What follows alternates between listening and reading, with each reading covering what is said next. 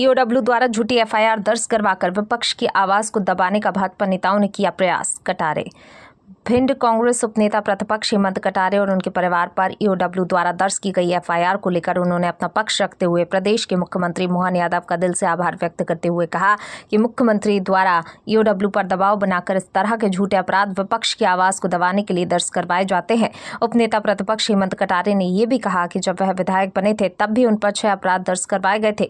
उपनेता प्रतिपक्ष द्वारा ये भी बताया जा रहा है कि ये मामला 2004 का है। उपनेता प्रतिपक्ष ने अपने पिता स्वर्गीय सत्यदेव कटारे का जिक्र करते हुए कहा कि पिताजी के द्वारा व्यापम कांड को लेकर पूरी सरकार को घेरने का काम किया गया था। उसमें कई भाजपा के नेता जेल गए और आगे भी भविष्य में जाएंगे। उस समय पिताजी नेता प्रतिपक्ष थे, तब 2015 में एक पी भी पंजीबद्ध की गई थी, लेकिन पिताजी के स्वर्गवास होने के उपरांत सब एजेंसियों ने जांच रोक दी। लेकिन अब जैसे ही मैं उपनेता प्रतिपक्ष बना और सरकार पर भ्रष्टाचार के आरोप लगाने शुरू कर दिए तो मैं अचानक से आरोपी बन गया। लेकिन इस पूरे मामले पर उपनेता प्रतिपक्ष हेमंत कटारे ने प्रदेश के मुख्यमंत्री मोहन यादव से कहा है कि उनको इतना तो लिहाज करना चाहिए कि राजनीति आपस में ही रखें, घर की महिला और बच्चों को बीच में ना घसीटें। विधायक हेमंत कटारे ने अपनी बात को आगे बढ़ाते हुए ये भी कहा कि इस मामले को लेकर न्यायालय जाऊंगा और मुझे न्यायालय पर पूर्ण भरोसा है, वो पुनः इन आरोपों को झूठा सिद्ध करेगी। आखिर ईओडब्ल्यू को इस मामले की याद 21 साल बाद क्यों आई?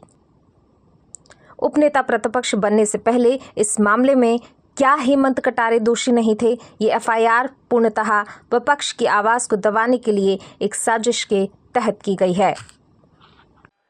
मुझे अभी अभी ज्ञात हुआ है कि ईओडब्ल्यू द्वारा मुझ पर और मेरे परिवार के ऊपर एक झूठा एफआईआर पंजीबद्ध किया गया है।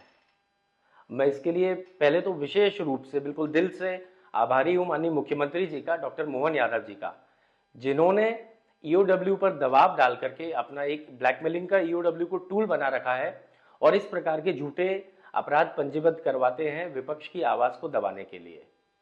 क्योंकि नए साल पे आपने ये मेरे को बिल्कुल नया उपहार दिया और ऐसे ही जब मैं पहले विधायक बना था तब भी मेरे ऊपर 6 अपराध झूठे पंजीबद्ध हुए थे और बाद में एक एक करके न्यायालय ने उन सभी अपराधों को निरस्त भी कर दिया था आरोपों को। ये 2004 का घटनाक्रम है जो मेरी जानकारी में है। शायद उन दिनों मैं कॉलेज लाइफ में स्टूडेंट था और मुझे तो पता भी नहीं था ये सब क्या राजनीति और क्या चीजें हैं, पर ठीक है, राजनीति में आया हूं तो मुझे लगता है राजनीति से प्रेरित होकर के इस प्रकार के आरोप प्रत्यारोप लगेंगे। मुझे तो ऐसा लगता है काफी देरी से मुख्यमंत्री जी जागे हैं। ये एफआईआर और 6-8 महीने पहले करते तो मुझे लगता है उपनेता बनते ही आपने विपक्ष की आवाज को दबाव दे करके दबाना शुरू कर दिया। मेरे स्वर्गीय पिताजी सत्यदेव कटारे जी जब नेता प्रतिपक्ष थे और व्यापम की उनने आवाज उठाई, पूरी सरकार को घेरा और आज तक व्यापम के मामले में कई भारतीय जनता पार्टी के नेता जेल में गए और शायद बाद में फिर भी जाएंगे भविष्य में। उस समय पे एक झूठी पी पंजीबद्ध करी 2015 में जब पिताजी नेता प्रतिपक्ष थे। उनके स्वर्गवास के बाद कोई एजेंसी ने, किसी सरकार ने कुछ नहीं किया। आज जैसे ही मैं उपनेता प्रतिपक्ष बनकर के आया और सरकार के ऊपर भ्रष्टाचार के आरोप लगाना जब शुरू क्या कर दिए मैंने, तो अचानक से मैं आरोपी बन गया। जब हम पद पे नहीं होते हैं तब हम लोग पाक साफ होते हैं मध्य प्रदेश की जनता के बीच में, और जैसे ही हम लोग पद पे आ जाते हैं वैसे ही हमारा पूरा परिवार को भ्रष्टाचारी और झूठी एफआईआर करना शुरू हो जाती है सरकार।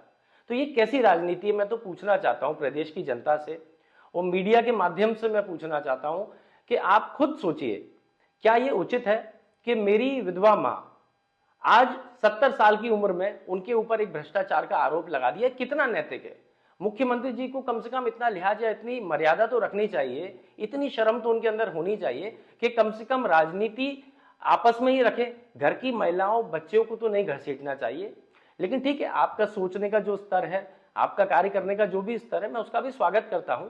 मुझे न्यायालय पे पूर्ण भरोसा है, मैं इसको न्यायालय में पहले की तरह लेके जाऊंगा। न्यायालय पुनः इन आरोपों को झूठा सिद्ध करेगी, क्योंकि 2004 का प्रकरण 21 साल पुरानी घटना को आज आप 21 साल बाद क्यों उठा रहे हैं? मैं तो मीडिया के लोगों से बोलना चाहता हूं कि किसी भी ईओडब्ल्यू के जिम्मेदार अधिकारी से जाके आप पूछिएगा कि आज आपको 21 साल बाद क्यों याद आया हेमंत कटारे के उपनेता प्रतिपक्ष बनते ही कि ये एफआईआर दर्ज होनी चाहिए। 21 साल के बीच में ये कोई अपराध नहीं था क्या? 10 साल पहले आपने प्राथमिकी दर्ज करी, चलो इन 10 वर्ष में आप अपराध दर्ज कर लेते, लेकिन नहीं। जैसे ही मैं सरकार के खिलाफ बोलना शुरू हुआ, अचानक से सारी एजेंसियां मेरे खिलाफ सक्रिय हो गई और झूठा आरोप मेरे ऊपर लगा दिया। ठीक है, जैसी सरकार की मंशा। लेकिन मैं ये कहना चाहता हूं कि अब इस एफआईआर के दर्ज होने के बाद मैं दुगनी ताकत से, मुझे और प्रेरणा मिली है और मैं और दुगनी ताकत से आपके भ्रष्टाचार की, आपके काले कारनामों की पोल खोलूंगा, चाहे विधानसभा के अंदर हो चाहे विधानसभा के बाहर हो। मैं इनसे दबने वाला नहीं हूं।